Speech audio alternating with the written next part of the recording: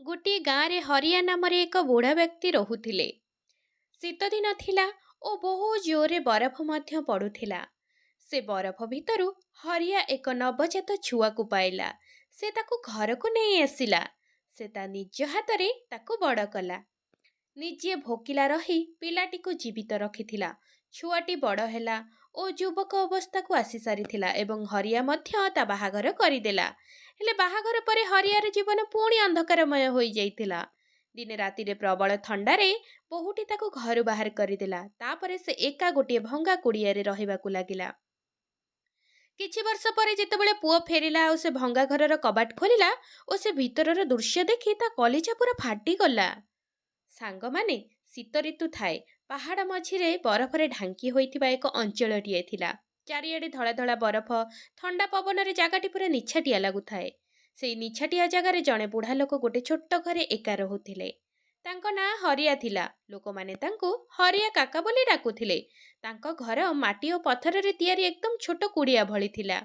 ଛାତ ଉପରେ କାଠ ଓ ଛୋଟ ଛୋଟ ଭଙ୍ଗା ଟିଣା ଖଣ୍ଡ ବାନ୍ଧି ପଡ଼ିଥିଲା। ଘର ଭିତରେ ଏକ ପୁରୁଣା ଖଟ, ଦୁଇ ଚାରି ଖଣ୍ଡ ବାସନ ଓ ଗୋଟେ କୋଣରେ କିଛି କାଠ ପଡ଼ିଥିଲା। ହରିଆ କାକାଙ୍କ ପରିବାରରେ କେହି ନଥିଲେ। ସେ ବିବାହ ମଧ୍ୟ କରିନଥିଲେ। ସେଥିପାଇଁ କୌଣସି ପିଲାଛୁଆ ମଧ୍ୟ ତାଙ୍କର ନଥିଲେ। ହରିଆ କାକା ଦିନସାରା ଇଆଡ଼େ ସିଆଡ଼େ ବୁଲୁଥିଲେ। ବେଳେବେଳେ ଫିକା ଯାଇଥିବା ଅଳିଆ ଭିତରୁ ତାଙ୍କୁ କିଛି ଖାଇବା ମଧ୍ୟ ମିଳିଯାଉଥାଏ। ନହେଲେ କେତେବେଳେ କିଛି ଫଳ ଓ ଜଙ୍ଗଲୀ ଆଳୁ ମଧ୍ୟ ମିଳିଯାଏ। ସେଥିରେ ତାଙ୍କ ଜୀବନ ଚଳୁଥିଲା। ବେଳେବେଳେ ତାଙ୍କର ମନେ ପଡ଼ିଯାଏ ଯେ ସେ ବିବାହ କାହିଁକି କଲେ ନାହିଁ, କାହିଁକି ସେ କାହାକୁ ନିଜର କରିପାରିଲେ ନାହିଁ। ହେଲେ ବର୍ତ୍ତମାନ ଅନୁତାପ କରିବାକୁ ଆଉ ସମୟ ନାହିଁ।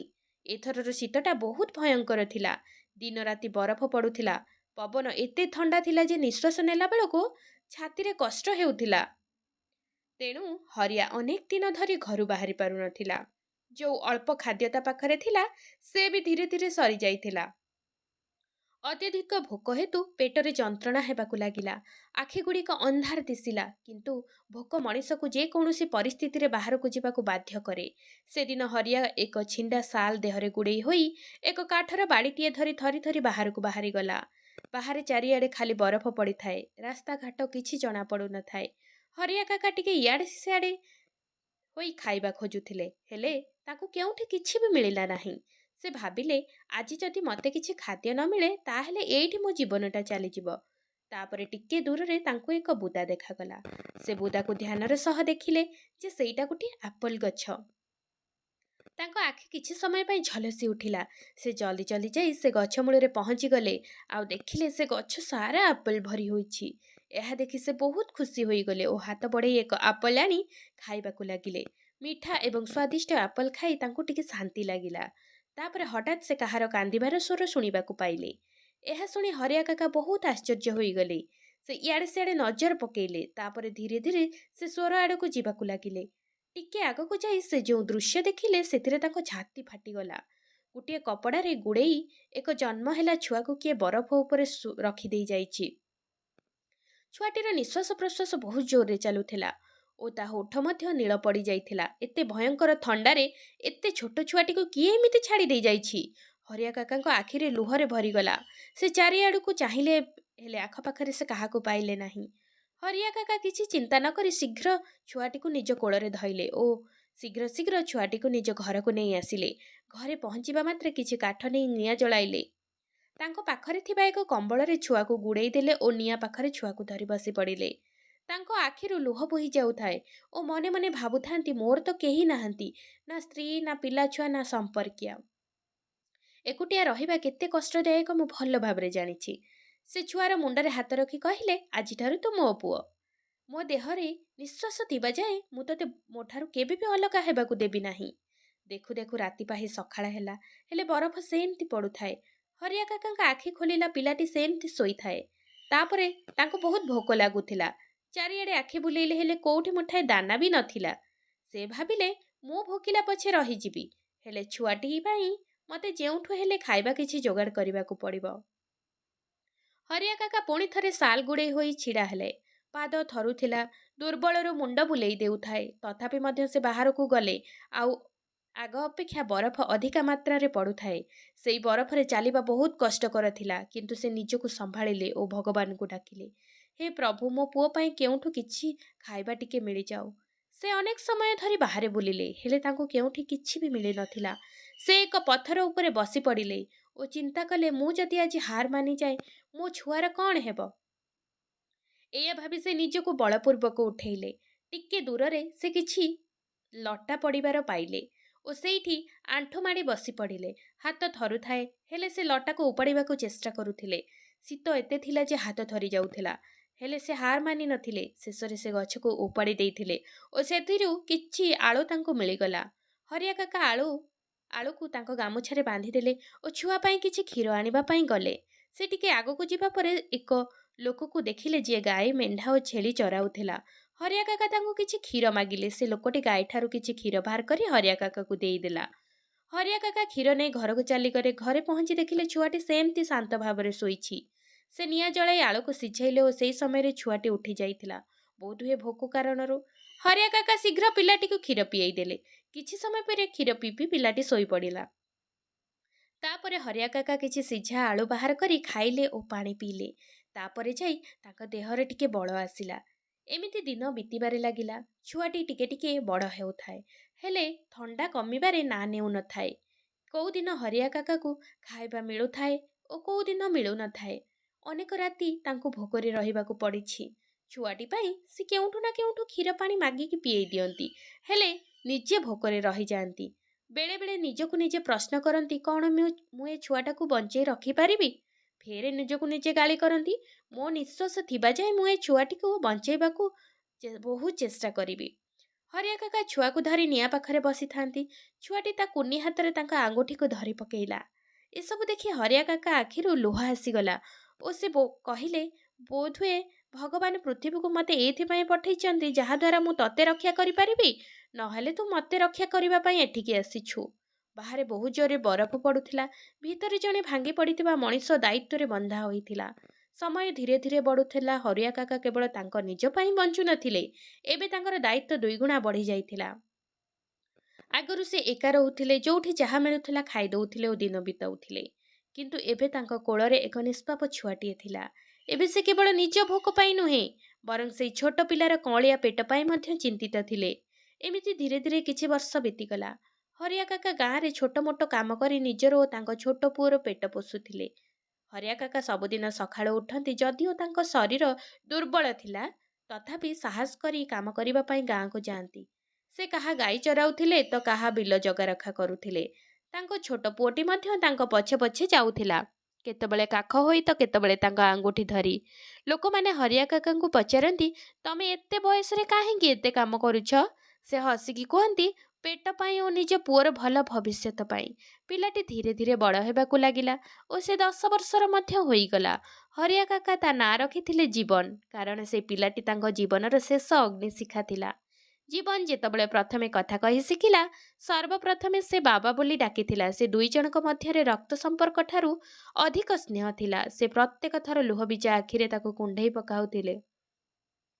କିଛି ବର୍ଷ ବିତିଗଲା। ଜୀବନ ଏବେ ଯୁବକ ଅବସ୍ଥାରେ ପହଞ୍ଚି ସାରିଥିଲା ଓ ହରିଆ କାକା ପୂର୍ବ ଅପେକ୍ଷା ଟିକେ ଅଧିକ ବୁଢ଼ା ହୋଇଯାଇଥିଲେ। ଅଧିକ ବୟସ ହେତୁ ତାଙ୍କ କମର ଓ ପିଠି ବଙ୍କା ହୋଇଯାଇଥିଲା। ତାଙ୍କ ଗୋଡ଼ ହାତ ମଧ୍ୟ ଥରୁଥିଲା। ସେ ଆଉ କାମ କରିବା ପାଇଁ ସକ୍ଷମ ନଥିଲେ। ଏବେ ଜୀବନ ତା ବାପାଙ୍କର ସାହାରା ହୋଇଥିଲା।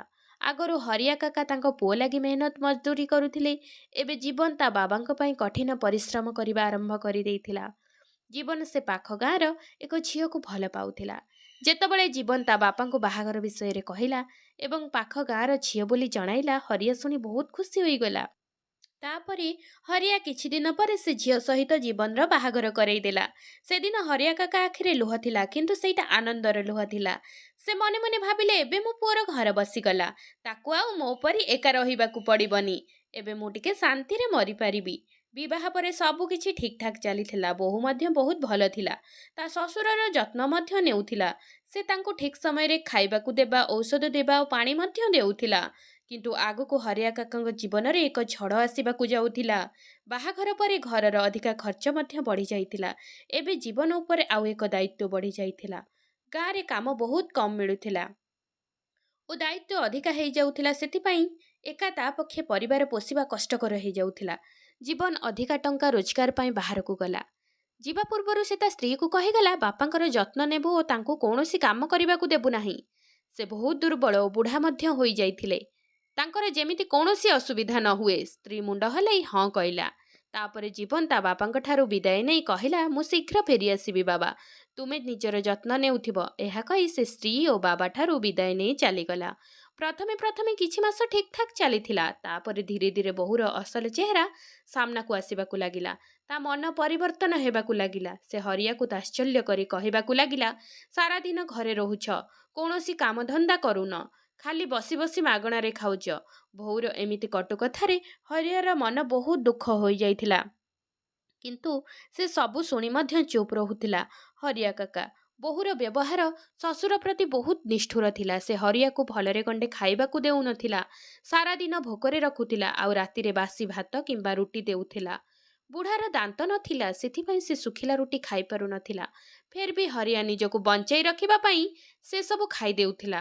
ଗୋଟିଏ ଦିନ ବୋହୂ କହିଲା, ଘରେ କାଠ ନାହିଁ, ବାହାରୁ ଯାଇ କାଠ ଆଣ, ନହେଲେ ଆଜି ରୋଷେଇ ହେବ ନାହିଁ। ହରିଆ କାକା ଧୀରେ ଧୀରେ ବାଡ଼ି ଧରି ବିଲ ଆଡ଼କୁ କାଠ ଆଣିବା ପାଇଁ ଗଲେ। ସେ ବହୁତ ଦୁର୍ବଳ ଥିଲେ, ସେଥିପାଇଁ ବହୁତ କମ୍ କାଠ ଆଣିଲେ। ଏସବୁ ଦେଖି ବହୁତ ରାଗିଗଲା। କହିଲା, ଏତେ କମ୍ କାଠ ଆଣିଛ, ଏଥିରେ କ'ଣ ହେବ? ପାଣି ଟିକେ ଗରମ ହବନି, ଆଉ ମୁଁ ରୋଷେଇ କେମିତି କରିବି? ହରିଆ କାକା କହିଲେ, ବୋହୂ, ମୋ ଦେହରେ ଆଉ ବଳ ବୟସ ନାହିଁ। ଯଦି ସେତକ ଥାନ୍ତା ମୁଁ ତୋ ଉପରେ ବୋଝ ହୁଅନ୍ତିନି। ବୋହୂ ମୁହଁ ବୁଲେଇ ଚାଲିଗଲା। ଦିନେ ବହୁତ ଜୋର ଥଣ୍ଡା ହେଉଥିଲା। ହରିଆ କାକା ବିଛଣାରେ ଶୋଇଥିଲେ। ବୋହୂ ରାଗିକି ହରିଆକୁ କହିଲା, ଯାଅ, ଏ ଘରୁ ବାହାରି ଯାଅ, କିଛି ତ କାମ ଧନ୍ଦା ନାହିଁ, ଖାଲି ଶୋଇ ଶୋଇ ମାଗଣାରେ ଖାଉଛ। ହରିଆ କାକା କିଛି ନ କହି ତାଙ୍କ ବାଡ଼ି ଧରି ଘରୁ ବାହାରି ଗଲେ। ସେ ଗାଁ ଆଡ଼କୁ ଗଲେ ନାହିଁ। ସେ ଭାବିଲେ, ଯଦି ମୁଁ ଗାଁକୁ ଯିବି, ଲୋକମାନେ ମୋ ବୋହୂ ବିଷୟରେ ଖରାପ କଥା କହିବେ। ସେଥିପାଇଁ ଖାଲି ପାଦରେ ଥଣ୍ଡାରେ ଚାଲି ଚାଲି ସେ ବହୁତ ଦୂର ଗାଁକୁ ଚାଲିଗଲେ। ସେ ଯାଇ କାହାର ଏକ ଚାଷ ଜମି ପାଖରେ ପହଞ୍ଚିଲେ। ସେ ଥକି ଯାଇଥିବାରୁ ଜମି ଉପରେ କିଛି ସମୟ ବସିଲେ। ଦେଖୁ ଦେଖୁ ସନ୍ଧ୍ୟା ହୋଇଗଲା। ହରିଆକୁ କିଛି ଦୂରରେ ଏକ ଚାଳ ଛପର ଘରଟିଏ ଦେଖାଗଲା। ସେ ସେଇ ଘରେ ଯାଇ ରହିବାକୁ ଲାଗିଲା। ସକାଳେ ଯେତେବେଳେ ସେଇ ଜମିର ମାଲିକ ଆସିଲେ ଆଉ ସେ ହରିଆକୁ ସେଠି ଦେଖିଲେ, ସେ ବହୁତ ଦୟାଳୁ ମଧ୍ୟ ଥିଲେ। ସେ ହରିଆ କାକାକୁ ତାଙ୍କ ସହିତ ଯିବାକୁ କହିଲେ। କିନ୍ତୁ ହରିଆ କାକା କାହା ଉପରେ ବୋଝ ହେବାକୁ ଚାହୁଁନଥିଲେ। ତେଣୁ ସେ କହିଲେ, ମୁଁ ଏଇଠି ରହି ତମ ଜମିର ଜଗାରଖା କରିବି।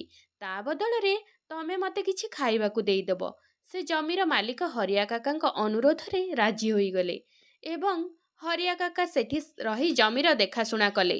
ଆଉ ଜମିର ମାଲିକ ତାଙ୍କୁ ଠିକ୍ ସମୟରେ ଖାଇବା ମଧ୍ୟ ଦେଉଥିଲେ ଓ ତାଙ୍କ ପରିଶ୍ରମର ମୂଲ୍ୟ ମଧ୍ୟ ଦେଉଥିଲେ। ହରିଆ କାକା ଦିନସାରା ଜମିର ଦେଖାଶୁଣା କରୁଥିଲେ। ରାତିରେ ବିଛଣାରେ ଶୋଇ ତାଙ୍କ ପୁଅ ଜୀବନକୁ ମନେ ପକାଇ ଆଖିରୁ ଲୁହ ଗଡ଼ାଉଥିଲେ। ଏମିତି ଦେଖୁ ଦେଖୁ ଗୋଟିଏ ବର୍ଷ ବିତିଗଲା। ଦିନକୁ ଦିନ ହରିଆ କାକା ଆହୁରି ଦୁର୍ବଳ ହେବାକୁ ଲାଗିଲେ ଏବଂ ଦିନେ ଜୀବନ ବିଦେଶରୁ ଗାଁକୁ ଫେରିଲା। ଜୀବନ ଘରେ ପହଞ୍ଚି ଦେଖିଲା, ଭିତରଟା ପୁରା ଖାଁ ଖାଁ ଲାଗୁଛି। ନା ତା ବାବାଙ୍କର କାଶର ଶବ୍ଦ, ନା ବାଡ଼ିର ଶବ୍ଦ ତାକୁ ଶୁଭୁଛି। ତା ମନଟା କେମିତି କେମିତି ଲାଗିଲା। ସେ ତୁରନ୍ତ ଯାଇ ତା ସ୍ତ୍ରୀକୁ ପଚାରିଲା, ବାବା କେଉଁଠି ଅଛନ୍ତି? କାହିଁ ଘରେ ତ ଦେଖାଯାଉନାହାନ୍ତି। ଜୀବନର ସ୍ତ୍ରୀ ତାକୁ ରାଗିକି କହିଲା, ସେ ତ କେବେଠାରୁ ଏ ଘର ଛାଡ଼ି ଚାଲି ଯାଇଛନ୍ତି। ଜୀବନ ରାଗିକି ତା ସ୍ତ୍ରୀକୁ କହିଲା, ବାବା ଚାଲି ଯାଇଛନ୍ତି? ମାନେ କୁଆଡ଼େ ଚାଲି ଯାଇଛନ୍ତି? ସ୍ତ୍ରୀ କହିଲା, ମୁଁ ଜାଣିନି ସେ କୁଆଡ଼େ ଯାଇଛନ୍ତି। ଆଉ ସବୁଦିନ ତାଙ୍କୁ ମାଗଣାରେ କିଏ ଖାଇବାକୁ ଦବ? ସ୍ତ୍ରୀର ଏମିତି କଥା ଜୀବନକୁ ବିଷ ଭଳି ଲାଗୁଥିଲା। ସେ ରାଗିକି କହିଲା, ତା ମାନେ ତୁ ମୋ ବାବାଙ୍କୁ ଘରୁ ବାହାର କରିଦେଇଛୁ?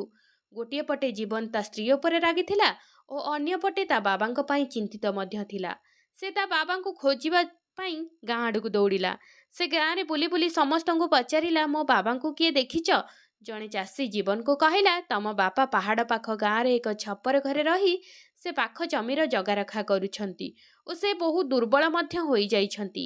ଏକଥା ଶୁଣି ଜୀବନର ଗୋଡ଼ ହାତ ଥରିବାକୁ ଲାଗିଲା। ସେ ଦୌଡ଼ି ଦୌଡ଼ି ଯାଇ ପାହାଡ଼ ପାଖ ଗାଁରେ ପହଞ୍ଚିଲା। ସେତେବେଳକୁ ସନ୍ଧ୍ୟା ହୋଇଯାଇଥିଲା ଓ ଥଣ୍ଡା ପବନ ମଧ୍ୟ ହେଉଥିଲା। ଜୀବନ ଯାଇ କୁଡ଼ିଆ ପାଖରେ ପହଞ୍ଚି ତା ବାବାଙ୍କୁ ଡାକିଲା। ଭିତରୁ କାଶର ଶବ୍ଦ ଆସୁଥିଲା। ଜୀବନ ସେ ଭଙ୍ଗା ଘରକୁ ପଶିଗଲା ଆଉ ସେଠି ଯାଇ ଦେଖିଲା, ଏକ ବୁଢ଼ା ଲୋକ ଗୋଟିଏ ଛିଣ୍ଡା ଚାଦର ଘୋଡ଼େଇ ହୋଇ ଆଖି ବନ୍ଦ କରି ବସିଛନ୍ତି। ହରିଆ ଧୀର ସ୍ୱରରେ କହିଲା, ବାବା। ହରିଆ କାକା ଆଖି ଖୋଲି ଦେଖିଲେ ଓ କହିଲେ, ଜୀବନ ତୁ ଆସିଗଲୁ ବାବା? ଜୀବନ କାନ୍ଦି ପକେଇଲା ଓ କହିଲା, ବାବା ମୋତେ କ୍ଷମା କରିଦିଅ। ହରିଆ କାକା ଥରି ଥରି ତା ମୁଣ୍ଡ ଉପରେ ହାତ ରଖିଲେ, କାନ୍ଦେ ନା ବାପା, ତୁ ଆସିଲୁ, ଏଇଟା ମୋ ପାଇଁ ଯଥେଷ୍ଟ। ପୁଣି ଜୀବନ କହିଲା, ବାବା ତମେ ଏଇ ଅବସ୍ଥାରେ ଏଠି ଏକା ଅଛ, ମୋତେ କ'ଣ ପାଇଁ ଖବର ଦେଲ ନାହିଁ?